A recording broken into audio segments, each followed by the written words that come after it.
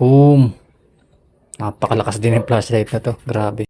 Ito yung flashlight na may zoom out at zoom in. Napakaliwanag nito. Isa sa mga dahilan kung bakit kinakailangan mo nito, lalo na kapag tag-brownout. Importanteng-importante ang may flashlight na gaya nito. Maliit lang siya at napakagaan at syempre matagal malowbat ito. Meron na nga itong battery display kung ilang percent yung battery niya. May tatlong klaseng features na meron siya. Pinaka-light, meron siyang dim, at meron siyang strobe light. Napaka-importante nga nito kapag emergency at nasiraan ka ng sasakyan. Syempre kapag dala mo to, magagamit mo to yung strobe light niya, pang signal. At ang maganda rito, Type-C na nga siya, fast charging, at hindi ka na nga mahihirapan sa paghanap ng cord kasi lahat ng cellphone ngayon gumagamit ng Type-C charging cord. Napaka-importante nga nito dahil pang emergency at syempre rechargeable at meron pa ritong hawakan. Pwede mo siyang isabit para hindi siya nawawala, hindi mo siya makakalimutan. Pwede mo isabit sa dingding or sa mga gilid-gilid lang na madali mong makita. Kaya kung ako sa'yo, sa panahon ng tag-ulan, malapit na, panahon ng brownout, i-consider mo na rin to. Murang-mura lang ito. Nandiyan na yung link sa ibaba. Mag-check out ka na.